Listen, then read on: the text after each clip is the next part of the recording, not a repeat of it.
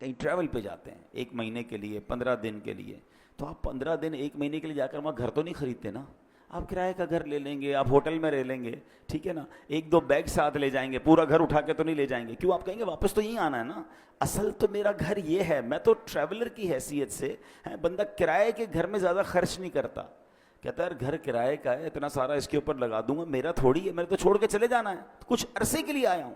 کراچی میں بھی کچھ لوگ ایسے ہوتے ہیں جو دیگر شہروں سے جاب کرنے آتے ہیں، کاروبار کرنے آتے ہیں، مگر اصل ان کا دھیان کیا ہوتا ہے کہ میری فیملی گاؤں میں ہے یا فلاں علاقے میں ہے، میں نے وہاں جانا ہے، میں نے گھر بھی بنانا ہے تو وہاں بنانا ہے، کیونکہ میرا مستقل ٹھکانہ یہ نہیں ہے۔ دنیا میں یہ ساری لاجک سمجھ آتی ہیں، مگر یہ کیوں نہیں سمجھ آتا کہ ایکچولی یہ پوری دنیا ہی میرا ٹھکانہ نہیں ہے، میں یہاں مسافر کی حیثیت سے ہوں، کوئی 50 سال کے لیے آیا ہے، کوئی 60 سال کے لیے آیا ہے، کوئی 70 سال کے بعد چلا جائے گا، ماں باپ کی دعا لگ گئی تو 80-100 سال اس کے بعد تو چلا ہی جائے گا نا، وہاں 25-50-100 سال کی کہانی نہیں ہے۔ ذرا سمجھیے، حضرت آدم سے لے کر آج تک لوگ قبروں میں جا رہے ہیں، کہاں ہیں وہ؟ بتائیے نا کہاں ہیں؟ قبروں میں ہے نا، ہزاروں سال ہو گئے، ہزاروں سال سے قبر میں ہے کوئی بندہ، تو بتاؤ دنیا میں تو 60-70 سال رہا، قبر میں ہزاروں سال سے ہے، تو اس کا مطلب بڑا ٹھکانہ تو قبر تھا۔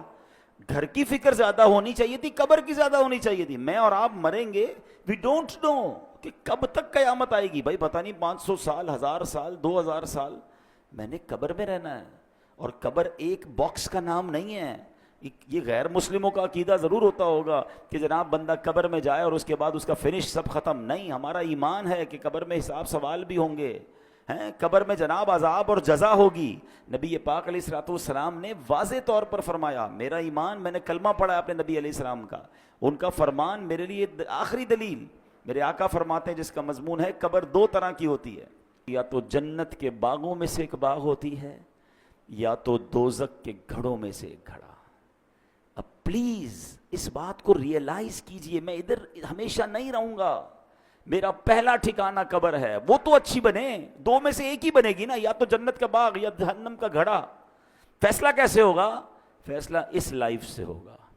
کہ جو دنیا میں 50 60 70 سال گزار کر لائے، وہ ایسی گزاری کہ اللہ راضی، اس کے حبیب راضی، تو پھر تو جنت کے مزے ہیں قبر میں، پھر تو ٹینشن ہی نہیں ہے۔